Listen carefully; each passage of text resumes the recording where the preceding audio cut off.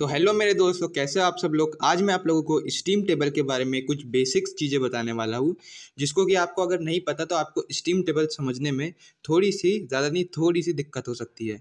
तो हम सबसे पहले देख लेते हैं कि स्टीम टेबल क्या कहलाता है। तो गाइस, स्टीम टेबल को हम मॉइलस डायग्राम भी कहते हैं। जैसा कि आप लोग यहाँ देख सकते हो क्या लिखा है, the Mollier diagram is also known as H S diagram.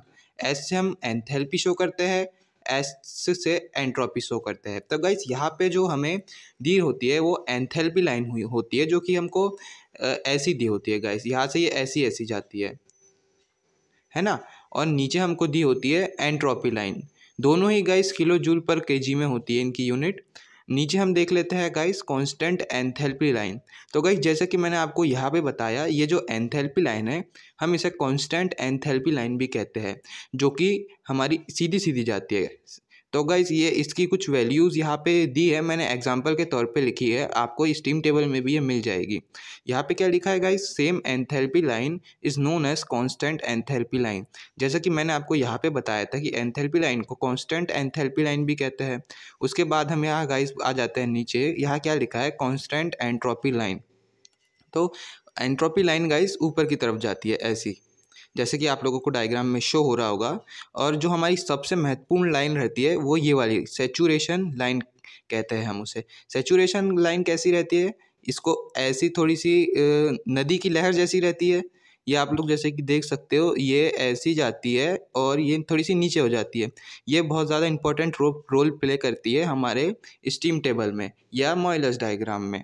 तो अब मैं आपको सैचुरेशन लाइन के बारे में बताता हूँ। तो जैसे कि आप लोग देख सकते हो, on saturation line the steam is dry and saturated. तो ये वाली जो हमारी लाइन रहती है ये dry and saturated steam line कहलाती है ना। And below of saturation line at the steam is wet. तो ये वाली जो हमारी लाइन रहती है, इसके नीचे हमारी द वेट स्टीम कहलाती है। इसमें क्या होता है दोस्तों, कुछ पार्टिकल्स वेपर के रहते हैं और कुछ पार्टिकल्स हमारे वाटर के भी रहते हैं। और उसके जो ये वाली लाइन है, इसके ऊपर जो लाइन रहती है वो सुपर हीटेड स्टीम कहलाती है। इसमें क्या होता है दोस्तों, जो सारे के सारे पार्टिकल्स रहते हैं वो हमारे ओनली वेपर के रहते हैं। इसमें बिल्कुल भी हमारा क्या नहीं आ पाता है, पानी नहीं आ पाता है।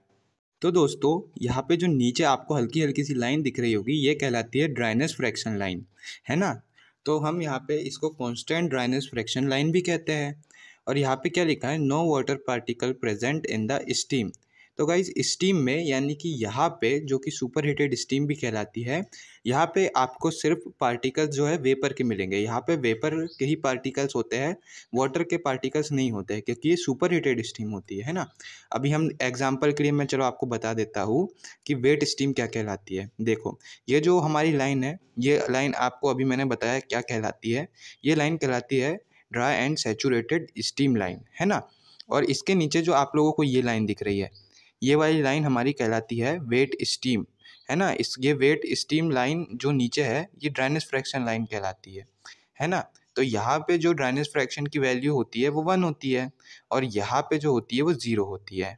तो अब मैं आपको एग्जांपल के लिए समझा देता हूँ कि ये मैंने क्यों लिखा है, x equals to 0.95, x equals to 0.90, x equals to 0.85। अगर आप स्टीम टेबल उठा के देखोगे तो आपको वहाँ पे भी यही जो वैल्यूज़ है मिलेगी, है ना।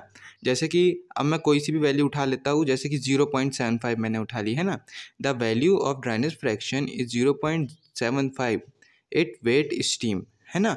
तो यहाँ पे 75% कौन सी स्टीम है गाइस, ड्राई स्टीम है, और 25% वेट स्टीम है। इसी प्रकार इसमें क्या होगा, आप देखो, इसमें ऐसा होगा कि 95% ड्राई स्टीम होगी एंड ओनली 5% वेट स्टीम होगी, है ना। अब आप मेरे को कमेंट करके बताएंगे कि x इक्वल्स टू 0.85 में कितनी ड्राई स्टीम होगी और कितनी वेट स्टीम होगी, ठीक है। तो दोस्तों, अब हम बात कर लेते हैं प्रेशर लाइन के बारे में। तो प्रेशर लाइन जो होती है वो हमारी कुछ इस प्रकार से रहती है, जैसे कि आप लोग देख सकते हो यहाँ पे मैंने जो आड़ी आड़ी थोड़ी आड़ी लाइन है वो हमारी कहलाती है प्रेशर लाइन, जिसको कि हम कांस्टेंट प्रेशर लाइन भी कहते हैं। जैसे कि मैंने आपको पहले बताया था, ये एच रहता है, एच को हम क्या कहते हैं, एंथैल्पी। एच को क्या कहते हैं, एंट्रोपी, है ना। तो ये एंट्रोपी यहाँ रहती है, एंथैल्पी यहाँ पे रहती है ना। तो जो ये वाली लाइन है गाइस, ये कहलाती है हमारी कांस्टेंट प्रेशर लाइन, है ना। आगे अपन न्यूमेरिकल्स भी करेंगे तो आप लोगों को बहुत अच्छे से समझ में आ जाएगा कि मैं आप लोगों को ये क्यों बता रहा हूँ। क्योंकि अगर आपको ये वाली लाइन नहीं पता होगी, ड्राई सैचुरेटेड वेपर लाइन नहीं पता होगी, स्टीम लाइन पता नहीं होगी और वॉल्यूम लाइन पता नहीं होगी, तो आप कोई भी न्यूमेरिकल नहीं कर पाओगे। जैसा कि अगर आपको सब पता होगा तो आप ईजिली सब कुछ कर लोगे, है ना। तो अब मैं आपको बताता हूँ volume line, specific volume line, है ना। तो स्पेसिफिक वॉल्यूम लाइन कौन सी रहती है, जो कि हमको यहाँ पे स्टीम टेबल में ऐसी डैश डैश करके आपको जो वॉल्यूम लाइन मिलेगी वो होती है हमारी स्पेसिफिक वॉल्यूम लाइन या कांस्टेंट स्पेसिफिक वॉल्यूम लाइन, जिसकी वैल्यू हमको मीटर क्यूब पर केजी में यहाँ देखने के लिए मिलती है ना। अब मीटर क्यूब पर केजी में इसलिए देखने के लिए मिलती है क्योंकि इसकी ये यूनिट होती है।